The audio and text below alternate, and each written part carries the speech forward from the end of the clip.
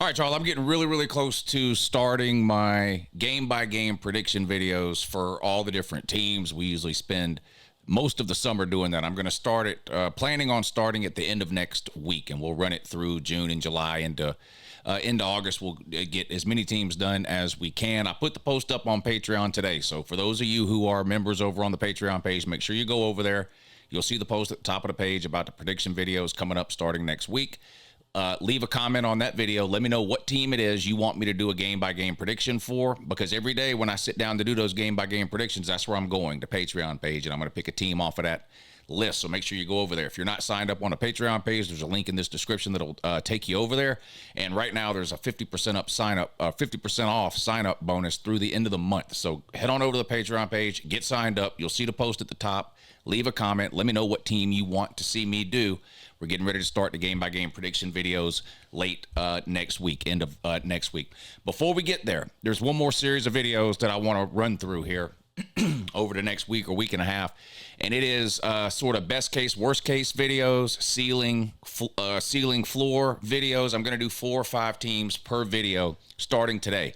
Now, these aren't set in stone predictions. These are, you're going to see when we get into it here in a second. I'm going to go through the schedules really, really quick, and I'm going to say, okay, everything goes right, ball bounces this team's way every single time. They could go 10-2, 11-1, whatever it is. Key injuries, lose a couple of games, get upset a couple of times. Maybe their quarterback ends up being not as good as maybe you hope. Whatever, could go 7-5, and so we're going to ceiling and floor a bunch of teams, and I'll talk for a few minutes about each team. I'm going to try to keep my comments about each team limited to 3 or 4 minutes so that this video is not like an hour long. But let's just kind of get into it, and then I think you'll sort of see how it goes. We're going to start off with the Texas Longhorns. I've got Texas ranked number 1 heading into the 2025 season in the most recent ranking that I've done, which was a couple of weeks ago. I'll update my rankings one more time in August, about 3 weeks before the start of the season. Maybe I changed my mind on Texas based on videos like this and my game-by-game prediction videos coming up here in a couple of weeks. But right now, I've got Texas at number 1. In terms of the odds, the betting markets, the Vegas numbers, those kinds of things, Texas is the favorite to win the national championship in 2025. They have the best betting odds of any team in the country. They're first in the betting odds to win the national championship, and they are first in the betting odds to win the SEC. So a lot of expectations for Texas heading into 2025. Last year, they went 11-1 in the regular season. It was their first year in the SEC. Their only loss was at home to Georgia. They then got an opportunity for a rematch against Georgia in the SEC championship game. They dropped that one, put them at 11-2. And then they won a couple of playoff games. They beat Clemson and Arizona State, I believe, in the first 2 rounds of the playoffs before losing to Ohio State 28-14. So a good season for Texas. Didn't end the way they wanted it to with a national championship, but a pretty good year for Texas. Can they repeat that kind of success in 2025? New quarterback, Arch Manning. He does have some experience. He's started some games. He's played in a ton of games, and Texas is loaded across the board at pretty much every other position group. They've recruited inside the top 5, top 10 consistently over the last 3 to 4 years. They portal really well in terms of filling holes or potential gaps every offseason, and they've had success with the portal players for the most part that they've brought in. Like every other team in the country, they've got some questions heading into next year. What's the best Texas could do in 2025? What's the worst they could do? Let's run through the games here. Now, when I'm running through these schedules for the best case, worst case, I'm looking for any game that they could potentially lose. Now, technically, I know you can lose any game you play. So, like, let's take this week 2 game against San Jose State, okay? I know App State beat Michigan in 2007 or whatever it was, and we see weird things happen all the time. If something is so weird that it can't be predicted, I'm not going to predict it here. Unless I can define some sort of articulable reason why a team might lose a game, I'm not going to consider it as a possible loss in terms of trying to calculate a floor or a worst case scenario for each team. So if you take the first 2 games of the schedule here for Texas on the road at Ohio State, that's obviously a game Texas could lose. Again, this is not a prediction video. I'm not saying Texas will lose. I'm not saying they will win. But for the purposes of a best case, worst case, you have to consider the possibility that the Ohio State game on the road in Columbus is a game that Texas could lose. The San Jose State game, no. I'm not going to consider that as a possibility for Texas floor this season in terms of a game they could lose. Same with UTEP and Sam Houston. So first 4 weeks of the season before their first bye week, I don't see more than one possible loss. So right now, the floor for Texas would be that one loss. Let's continue on through the schedule. On the road at Florida. A lot of mixed feelings and opinions about Florida heading into the 2025 season. It almost all relies on the health of DJ Lagway, who did play good at times last year, but he's injury prone, coming back from a couple of injuries now, just started throwing for the first time since January a couple of weeks ago. I'm not high on Billy Napier, but this game is in the swamp. Texas absolutely destroyed Florida last year, but that was without DJ Lagway towards the end of the year when he had suffered an injury. I'm going to consider this a possibility for a game that Texas could lose. Again, these aren't prediction videos. I'm not saying Texas is losing to Florida, but for the purposes of trying to define Texas floor, I'm going to consider the possibility that they could lose that game on the road at Florida. If some of the people who are sort of higher on Florida are right, then maybe Florida has what it takes to compete at home against a team like Texas. So right now we're at maybe 2 possible losses for Texas. Then you've got the Oklahoma game, which of course is a neutral site game played every year at the Cotton Bowl. If I was predicting this game, I'm going to predict Texas to win, most likely. But this is a rivalry game. We see weird things happen in rivalry games a lot. For the purposes of this video, I'm going to consider it a possibility that Texas could lose that game. So the floor for Texas right now sitting at 3 losses. On the road at Kentucky, this is not a losable game. Kentucky was one of maybe the worst teams in the SEC last year. I feel like they're headed in the wrong direction. They did ascend under Stoops the first several years he was there, winning 8, 9, I think even 10 games. A few years ago, found themselves ranked in the top 10, I believe, for a couple of weeks during the season, top 15 for sure. But over the last couple of years, it's just gone downhill. They had one SEC win all of last year. I just feel like Stoops has run out of steam there at Kentucky. I'm not going to consider that game to be a loss for Texas. Same thing with on the road at Mississippi State. If you don't think Kentucky was the worst team in the SEC last year, then you probably think it was Mississippi State. And I don't expect much from them in 2025, so I can't see them losing either of those 2 games. Now, they are back-to-back road games, and they do come after a rivalry game, but I just don't see it happening. So I still have Texas sitting potentially floor 3 losses. Vandy, great story last year, beat Alabama. The Texas game was actually great too. The Vandy-Texas game was a great one. But this is a home game for Texas. And the reality is Vandy just wasn't a very good team. Diego Pavia, their quarterback, made some amazing plays and some key moments in some big games for them. And it was exciting to watch. I sort of hopped on the Vandy train in terms of getting excited to watch them play last year. But they're just not a very good team, and they're not beating Texas at home. I can't consider that a possible loss either. Then they have their second bye week before they head on the road and take on Georgia. Obviously, you have to consider this a possible loss for Texas. It's a road game against one of the better teams, or suspected to be one of the better teams in the SEC. Georgia did beat them twice last season. So you have to consider that at least a possibility. So right now we're sitting at Ohio State, Florida, Oklahoma, and Georgia. So a sort of floor of 4 losses so far. Arkansas, old Southwest Conference days, I get it. I don't think Arkansas is competing with Texas. It's a home game. I don't see a slight possibility even of Texas losing that one. And then the Texas A&M game, for a lot of the same things I said about the Oklahoma game. Rivalry game, heated, emotional, end of the year. You don't know what kind of shape the teams are going to be in. It is a home game for Texas, but that is at least a possibility, I think, of a game that Texas could drop. So in terms of a floor, what are we looking at here?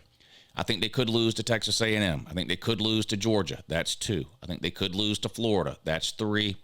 I think they could lose to Oklahoma. That's 4. I think they could lose to Ohio State. That would be 5.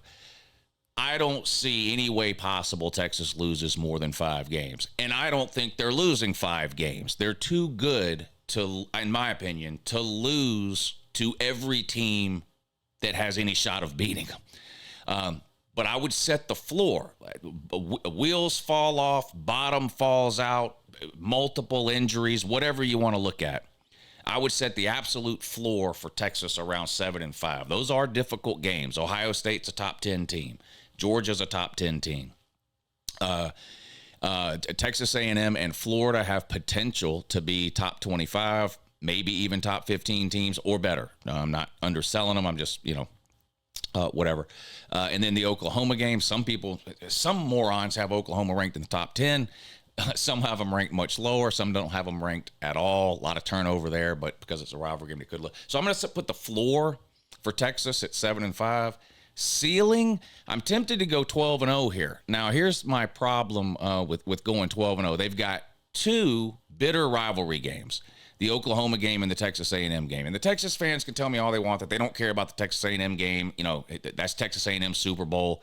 And as Texas fans, we won't care about that. We only care about the Oklahoma game. You care about it. You do. It's a heated rivalry.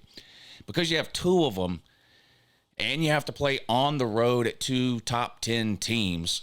Some would say top 5 teams, at Ohio State, at Georgia. I'm going to set the ceiling for Texas at 11-1.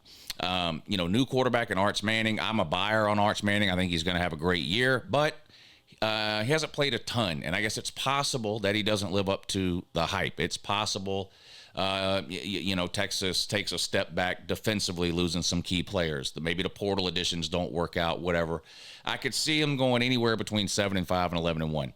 I think 7-5 is extremely, extremely unlikely. I think 11-1 is a real possibility, especially if they beat Ohio State in week 1. If they beat Ohio State in week 1, if they beat Ohio State in week 1, they could go 12-0. It's just hard to see with this schedule here. It's not the most difficult schedule in the world when it comes to the SEC conference schedule. But at Ohio State, 2 rivalry games on the road at Georgia. They have to play at Florida. What if Florida's better than, I think they're going to be?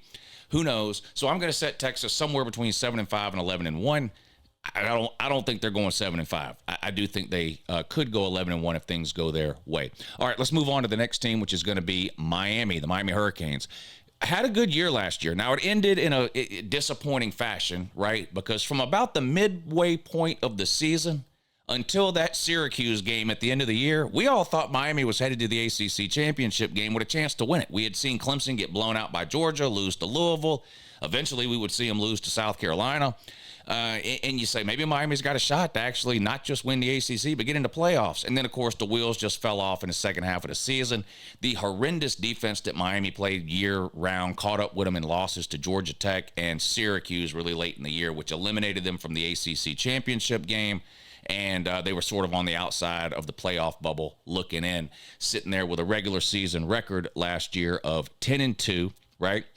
10-3 after a weird bowl game loss. I believe, was that to Iowa State? I believe it was. Was that Iowa State? Anyway, it doesn't matter. Cam Ward, played the first half, sat out the second half, and, Miami crumbled in the second half, which we saw him do a lot last year because of that poor defense. Now, I've got Miami ranked 9th in my sort of ridiculously early May top 25 college football ranking for 2025. I've got them ranked 9, so I think they have the potential, obviously, to be a really good team. A lot is going to depend, of course, on the quarterback transition from Cam Ward to Carson Beck. Now, I like Carson Beck. I'm a Georgia fan.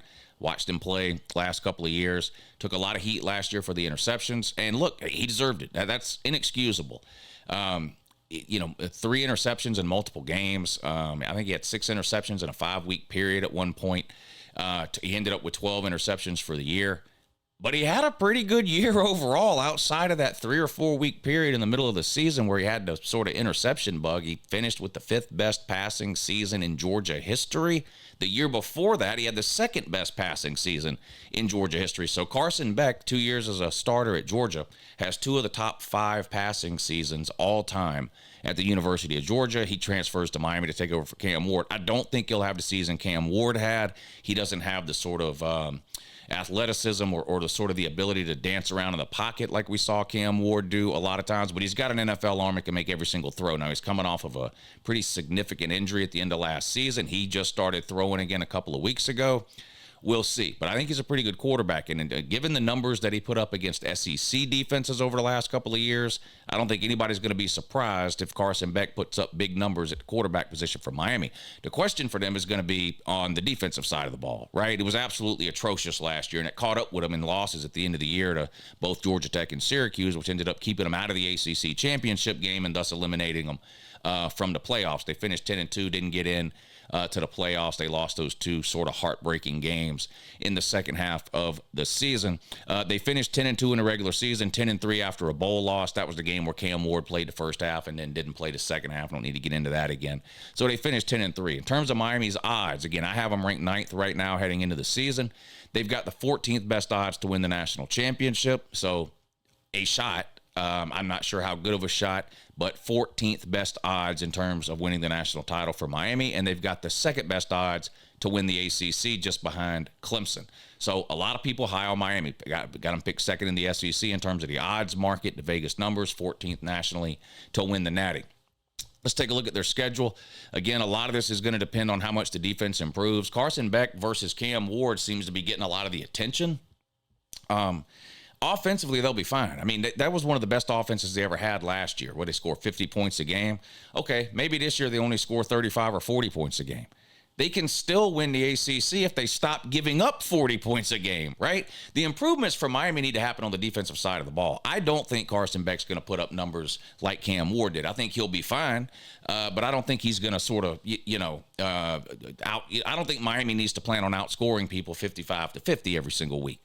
You need to learn how to hold opponents to under 20 points. Then you don't have to outduel them with the 55-point thing. So how much the defense improves, to me, is the most important aspect of Miami in terms of trying to predict their 2025 season. The defense has got to get a lot better. It doesn't matter how Carson Beck compares to Cam Ward if the defense doesn't get any better. They made wholesale changes on the staff, brought in a bunch of players through the portal, and Cristobal has recruited extremely well over there in the time that he's been at Miami. So I do think the talent level defensively will be an improvement over what it was last year. Will the play on the field improve? We'll find out when the season starts. Let's talk about floor and ceiling here. We'll start with the floor. You got to consider the possibility they lose here to Notre Dame in week one. Playoff team last year, made the national championship game, won multiple playoff games. Probably the best year Notre Dame's had since winning the national title back in 1988. They've got a new quarterback, but the running back is back. They lose several key pieces on both sides of the ball, but they've recruited pretty well. This will be a really good game. Having a game at home is a benefit for Miami, not because Miami has some sort of huge home field advantage, but you avoid Notre Dame's home field advantage because you don't have to play there.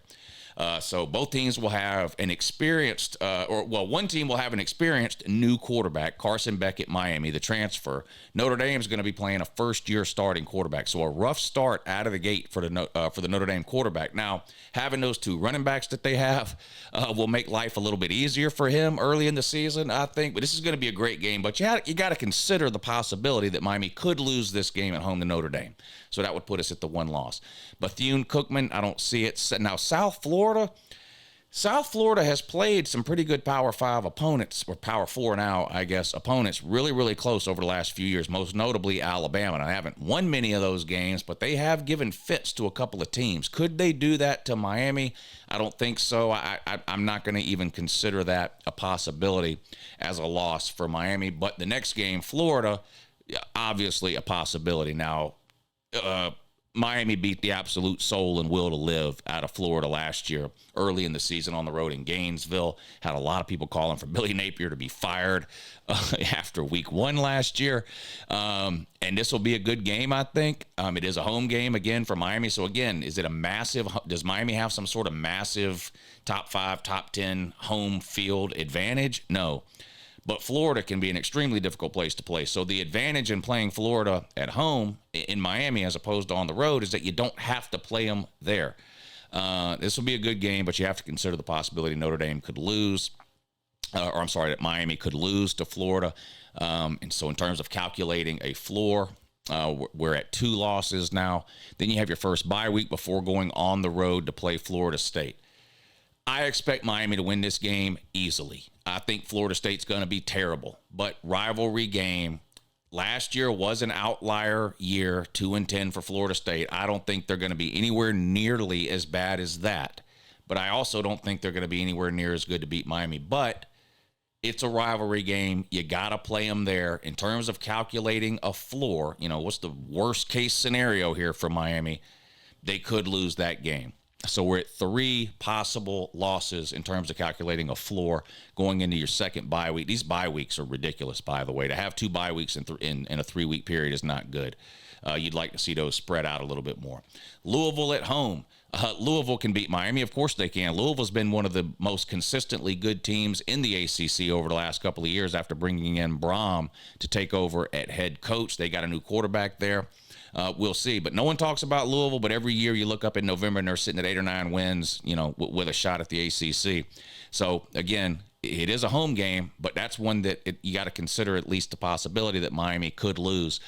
Here we are heading into October 25th, a home game against Stanford, and Miami is yet to leave the state of Florida. Does anybody notice that?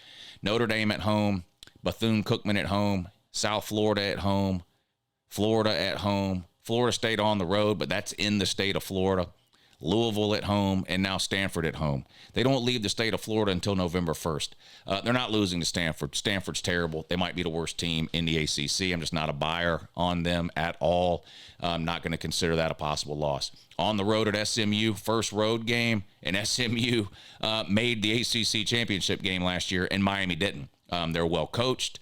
The quarterback is back. I think Miami could definitely lose that game on the road at SMU, so we're going to add that as a possible loss in terms of trying to calculate the floor. So we're at SMU, Louisville, Florida State, Florida, and Notre Dame. We're at worst-case scenario here, 5 losses for Miami.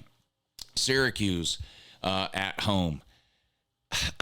Miami's got to win this one. Now, they lost on the road up there last year late in the year, and that's the game that knocked them out of the playoffs. Surely they're not losing this game, a revenge game from last year at home. Are they?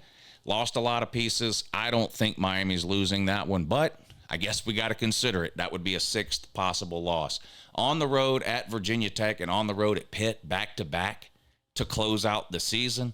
These are the games that Miami loves to lose. Miami is better than Virginia Tech. They're better than Pitt. Virginia Tech can be a difficult place to play. Pitt, not so much. Could Miami lose one of those? Of course they could. They could lose one of them, right? Again, this isn't a prediction video. We're calculating possible losses. I'm going to say they could lose one of those last 2 based on the fact that they're both on the road, and we have seen Miami crap to bed against bad teams late in the year, going on 20 years now in the ACC. So I'm going to say that's those last 2 weeks on the road, that's one possible loss. I don't think they're losing at home to NC State. I'm off the NC State train and never getting back on. I'm with Pigskin Pete when it comes to the Dave Duran speech. I don't know what they see in him anymore. So Virginia at Virginia Tech, at Pitt, they could lose one of those. Syracuse, I guess they could lose that one. At SMU, they could lose that one. We're at 3 now. Louisville, they could lose that. Florida State, possible loss. Florida, possible loss. That's 6.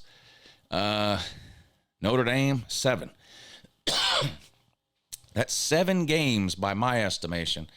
There's at least some articulable reason why they might lose. I don't think there's any way they're losing all 7 of those.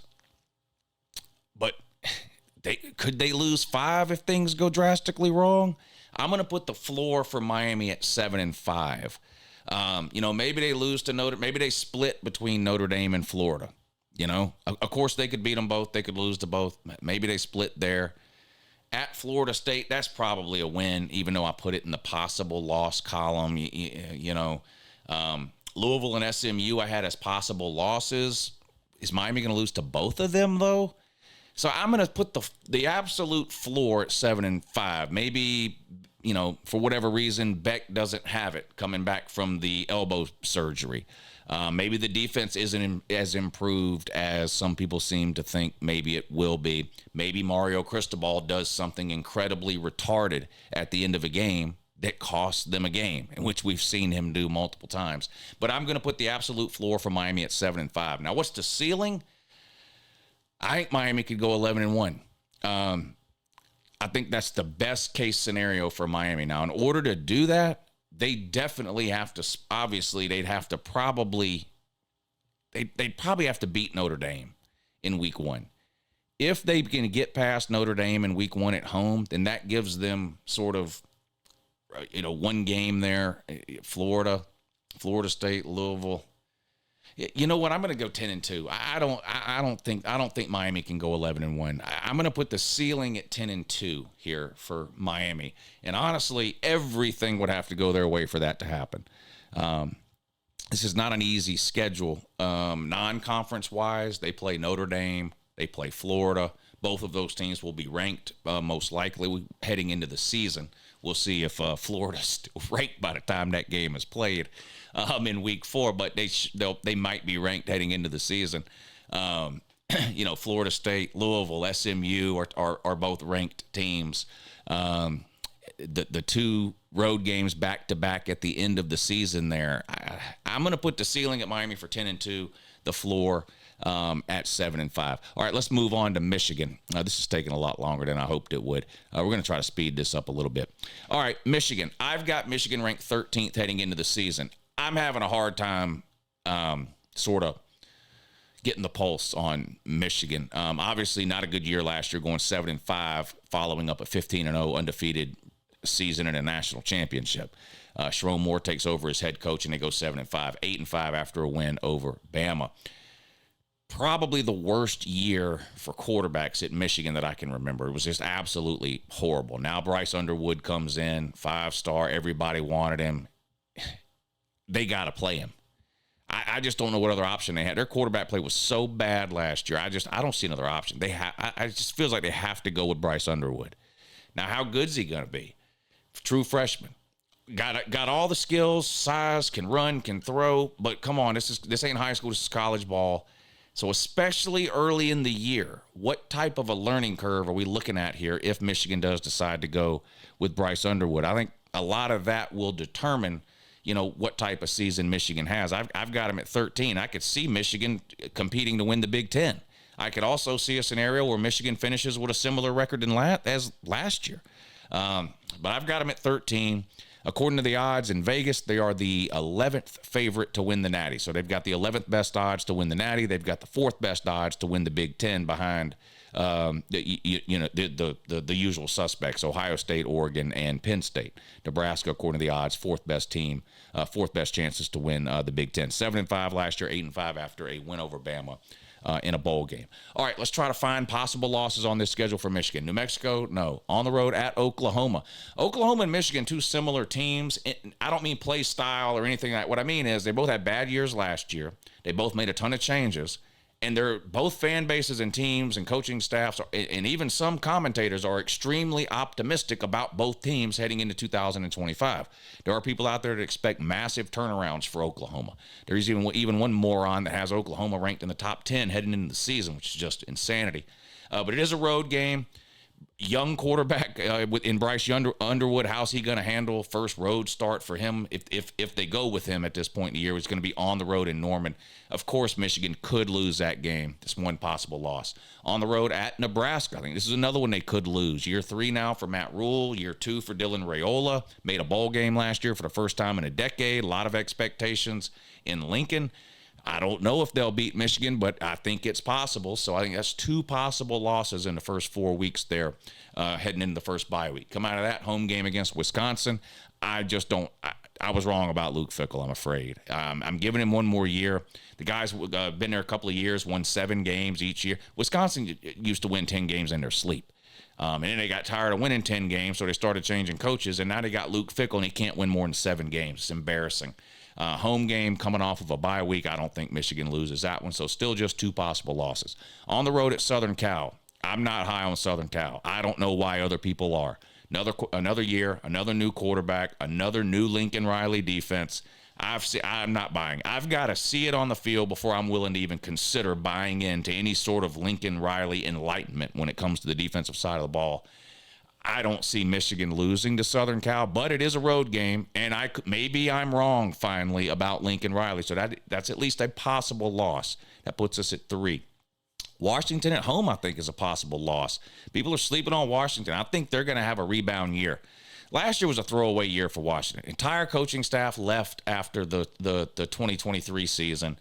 They lost 21 of their 22 starters off that 23 team. It was just a complete mess for Washington, and they had to jump into the Big Ten.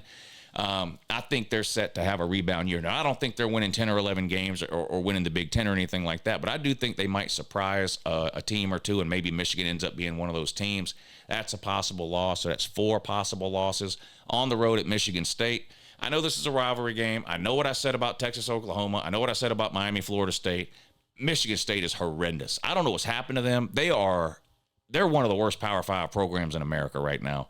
I'm not even going to I know it's there. I don't care. I'm not even going to consider that as a possible loss. So we're still at Oklahoma, Nebraska, Southern Cal 3, and Washington 4 possible losses. Purdue, forget everything I just said about Michigan State. Purdue's even worse. You're not losing to Purdue. It's a home game. Another bye week on the road at Northwestern. I don't think they're beating Michigan. On the road at Maryland, I'm going to say Maryland is a possible loss, and it's got very little to do with Maryland. You've got back-to-back road games here. That can be tricky at Northwestern and then at Maryland. It comes right before the Ohio State game, your biggest game of the year, rivalry game. This is your prototypical, quote-unquote trap game here.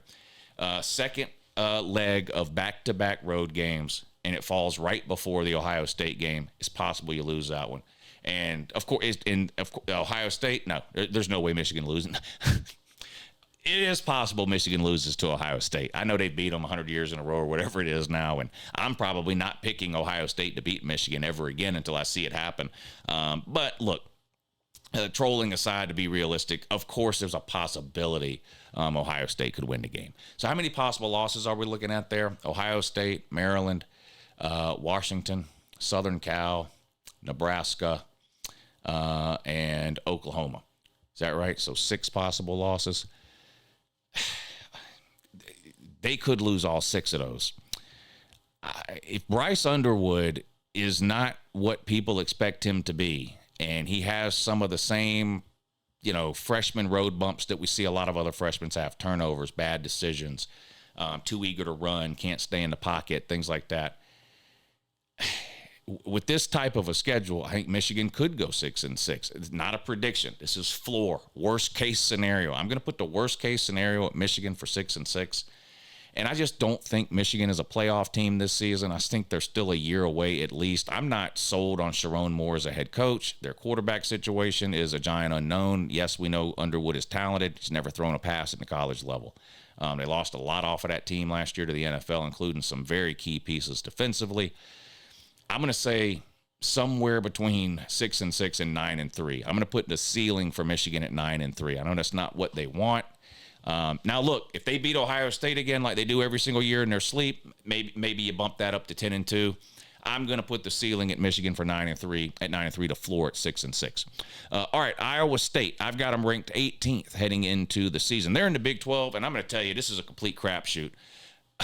The floor and the ceiling for almost every single team in the Big 12 is going to be like 5-7 to 10-2. There's 6 or 7 teams in the Big 12 that could win the Big 12 or could finish dead last. Last year, Arizona State was picked to finish dead last, and they won the Big 12. So Iowa State, I do have them ranked heading into the season. I've got them ranked 18th. Last year, they were 10-2. They lost in the Big 12 championship game to Arizona State. And they ended up 11-3 after winning a bowl game over Miami, I believe. In terms of the odds, 38th to win the national championship. There are no Big 12 teams in the top 15 in terms of odds to win the national championship. Doesn't mean it can't happen, but Iowa State would be considered a extreme long shot here with the 38th best odds to win the Natty. In terms of the Big 12, 9th. Now that surprises me because I think Matt Campbell might be the best coach in the Big 12. You got Whittingham. There's some good coaches in the Big 12. Iowa State is picked 9th in terms of the odds to win the Big 12.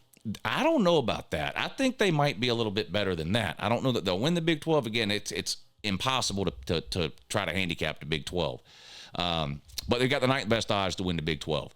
What's their floor? What's their ceiling? Well, they open up with Kansas State. I'm high on Kansas State. I really like Avery Johnson. I talked about how much I like Matt Campbell, the coach of Iowa State. I like Chris Kleeman, too, at Kansas State. 2 good coaching staffs here. This is the game played in Ireland. Makes it hard to pick because you don't really know how the teams are going to handle that travel to a foreign country and sort of all the extracurricular stuff that goes on sort of leading up to the game. Makes it hard to sort of pick a winner here between Iowa State and Kansas State, which I both think are two pretty good teams. But I'm going to have to at least consider the possibility that Iowa State loses this one, so that's one possible loss. South Dakota, no, you'll win that one. Iowa, yeah, that's a possible loss. This game will be 6-3. So will Iowa State have 6 or will they have 3? Don't know, but it seems like every time they play this game, it's a baseball score. But it is possible Iowa State could lose that game. That's 2. At Arkansas State, don't see that. Arizona, you're not losing to Arizona at home. I can't pick that. I'm sorry. At Cincinnati and at Colorado in back-to-back weeks. So here we go again with the back-to-back road games. I think Iowa State is better than both of these teams, Cincinnati and Colorado. I am going to say it's possible, though, they lose one of those games. So we got Kansas State, we've got Iowa, and we've got either Arizona or either Cincinnati or Colorado. So we're at 3 sort of possible losses right now for Iowa State heading into their second bye week in terms of calculating a floor. We're at a possible 3 losses. BYU is in some people's top 10. They're in a lot of people's top 20. They've got a veteran roster. Seems like they have a veteran roster every single year. I like their coach too, Hitaki.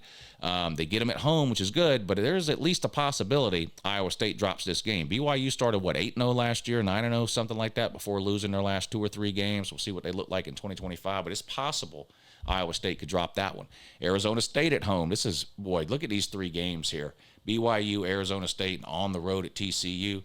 They could lose all 3 of those individually. Now, I find it hard to believe that a team as well coached as Iowa State will lose all 3. But individually, if you just sort of separate this schedule out, could they lose to BYU? Yeah. Could they lose to Arizona State? Yeah. Could they lose on the road at TCU? Yeah. That's 3 possible losses there. Then you have a bye week. Kansas. Kansas is a lot like Kentucky to me. They got kind of exciting 2 or 3 years ago because instead of winning 2 games a year, they started winning more, and you're like, oh my God, maybe they're going to do something. And then I don't know. I've sort of just lost hope there. I could I could be wrong. I've been wrong before. Coming off of a bye week, though, I don't think Iowa State loses that one. And then on the road at Oklahoma State, one of the most disappointing teams, not just in the Big 12, but in the country last year. Is Gundy running out of steam there in Stillwater? I don't know. Because it's a road game, I'm going to mark it down as a possibility of a loss. So in terms of possible losses, what are we looking at here? Oklahoma State, TCU, Arizona State, BYU. That's 4 already. I said it's possible they lose one of these 2 back-to-back road games, Cincinnati and Colorado. That would be 5. Iowa would be 6. Kansas State would be 7. 7 possible losses would put them at 5-7. I don't think they're going 5-7. I just think they're too well coached. I'm going to put the floor for Iowa State at 6-6, though. I'm a lot higher on Iowa State, apparently, than the Vegas people are, having them 9th in the Big 12. I just don't see it. I guess if things go wrong, and Vegas is more right than I think they are, 6-6 would be a possibility. I'm going to set the floor at 6-6. I think they're so well coached, and I think the Big 12 is such a complete and total crapshoot in terms of who's going to win it. All we really know is that somebody's got to win it. I think I'm going to put the ceiling at Iowa State at 10-2. Again, it's so hard to handicap the Big 12. Iowa State, could come in 9th or 10th in the Big 12, or they could win it. I'm going to go somewhere between 6-6 as a floor, and 10-2 as a ceiling on Iowa State. And the last team up today is going to be Ole Miss, our old buddy Lane Kiffin. Kind of like Miami last year, they had every opportunity to make the playoffs and looked for a large portion of the season. That's where they were headed. And then they lost to Florida at the end of the year. And as bad as that is, and it is bad, it's not as bad as the fact that they lost to Kentucky in the first 4 or 5 weeks of the season. That was the only SEC win Kentucky had. I mean, they beat Georgia at home. They were a top 10 team the majority of the year. Everybody had them penciled into the playoffs. And then they dropped that game to Florida. They end up at 9-3. LSU was the other team they lost to.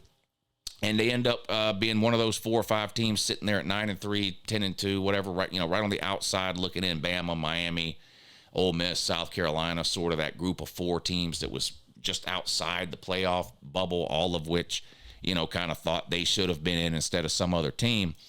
So a disappointing end of the season. Now, in general, you just look back over the history of Ole Miss. You go, hey, they went 9-3 and finished in the top 15. Top 15. You go, wow, great year for Ole Miss. And in the grand scheme of things, it was. But because of the way the season played out and then the way it ended with the loss to Florida, it makes it seem extremely disappointing. And now they have lost a ton of players off of last year's team, including quarterback Jackson Dart, a couple of key defensive players.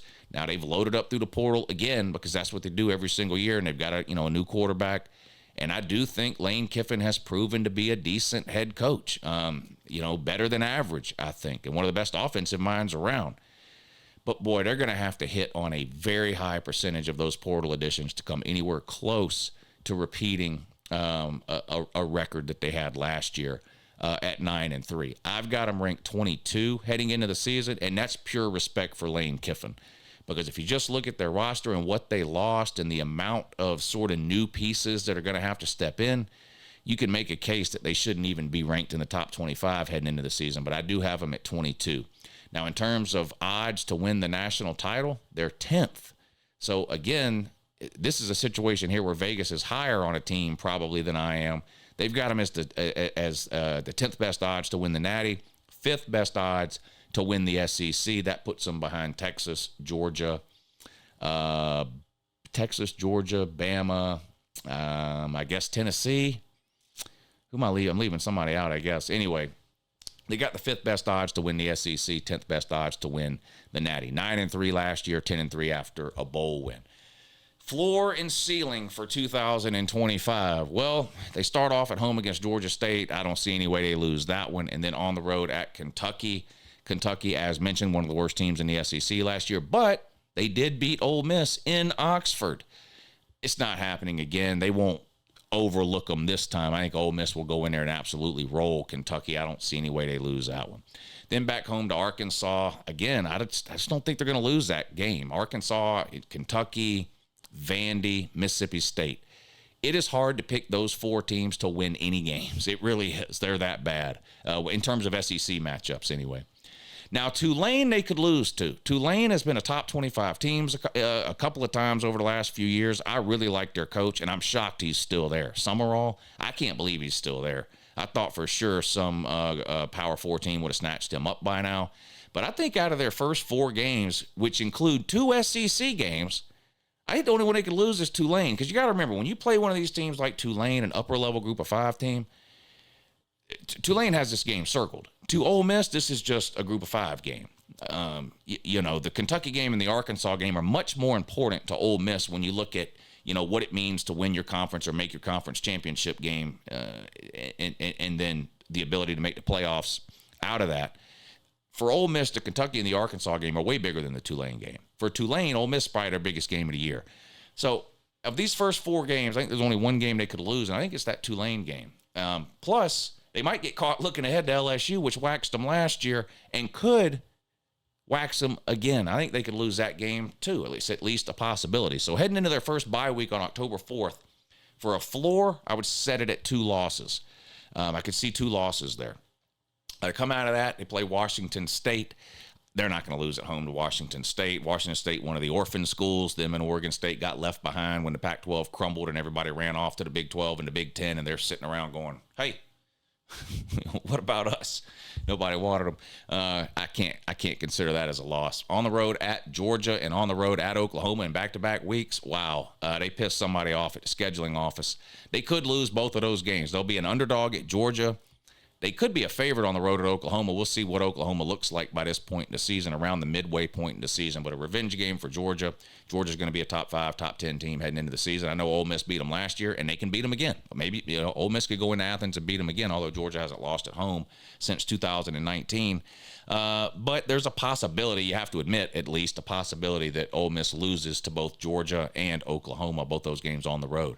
Then they got to come home and play South Carolina. And I'm going to be honest, this could be a potential at-large type playoff, winner of this game is still alive as sort of like an at-large bid for the playoffs. Loser may be eliminated with their third or more loss already. I like South Carolina. Lenore Sellers back, Nick Harbor on the outside. They need to replace some pieces in the run game, and they got to reload on defense after the NFL draft. They're all calling me. The hell? Yeah, I apologize on that. Anyway, they could lose to Georgia. They could lose to Oklahoma. They could lose to South Carolina. Again, and we've seen this in a couple of schedules with these 2, 3, 4 games. Are they going to lose all 3 of those games in a row? Probably not. But individually, could they lose on the road at Georgia? Yeah. Could they lose on the road at Oklahoma? Yeah, of course they could. Could they lose to South Carolina? Yeah, of course they could. The Citadel? No. No way they lose that one. Can't consider that one as a possible loss. Florida beat them last year. Could beat them again. It is a home game this year for Ole Miss, but that's a game they could potentially lose. A bye week, and then on the road at Mississippi State, one of the worst teams on the planet. I know it's a rivalry game, but I can't consider that a loss at this point. So how many possible losses are we looking at for Ole Miss? Florida, South Carolina, Oklahoma, Georgia, that's 4. LSU is 5. Tulane is 6. I don't see more than 6 losses on this schedule. I'm high on Lane Kiffin, and that hasn't always been the case. I've had to admit I was wrong on him. I thought maybe he wouldn't work out as a head coach, a little too immature, but he's grown up a lot over the last 5 or 6 years. I think they're too well coached to lose all 6. Of those. So I can't put the floor at 6-6. I am going to put the floor at 7-5 though. And in the world. And before you say, well, that's crazy, there's no way they're going 7-5. That would only be 2 games worse than last year. Last year, one of the best Ole Miss seasons we've seen in a while, ended at 9-3. 2 steps back would be 7-5. I'm going to put that as the absolute floor for Ole Miss, 7-5. Now, what if all these new portal additions work out, or the majority of them do? What if they replace Jackson Dart, and because Lane Kiffin is such an offensive genius, that offense just keeps on rolling? What if they don't lose to a really bad team this year, like they did twice last year, Kentucky and Florida? What if they pull a couple of road upsets, winning on the road at Georgia, beating Oklahoma, beating Florida? This isn't the most difficult schedule in the world if you look at it. They don't play Texas. They don't play Alabama. They don't play Tennessee. They do play Georgia, and they do play LSU. But outside of that, it's a pretty manageable conference schedule by SEC standards. South Carolina and Oklahoma will be difficult games, but that's not Texas and Bama or Tennessee and Texas, right? I'm going to put the ceiling at 9-3 again. Lane Kiffin has had success in the portal. Some teams seem to work the portal better than others. Some teams seem to have a higher hit rate in the portal than others. It seems like Lane Kiffin has had a lot of success with the high-level portal players he's brought in. If he can do that again, if he can find an adequate replacement for Jackson Dart who plays at a high level, and if they can avoid the sort of embarrassing loss to bad teams, which happened twice last year. The only good team they lost to last year was LSU. They beat everybody else they played. The other 2 losses were bad losses, one at home to Kentucky and one on the road to Florida. So I'm going to put the ceiling at 9-3, floor at 7-5, out of respect for Lane Kiffin. I do think there's more than 5 possible losses on here, but I just don't think Lane Kiffin's going to lose that many games. I'm going to go 9-3 ceiling, 7-5 floor. All right, we'll do 5 more teams tomorrow. Let me know what you think about this style of video. Is it too long? Should I shorten it to 2 or 3 teams per video? Let me know. Anyway, I do appreciate you taking the time to watch. Please make sure you hit the thumbs up. Subscribe to the channel if you haven't already. Make sure you check out the Patreon link in the description of the video. Again, it's half off if you sign up now through the end of May. There's a promo code. It's 2025. But when you go to the 2025, but when you go to click the link, go to the Patreon page, it'll show you the promo code right on top. Anyway, appreciate you watching. Have a good morning.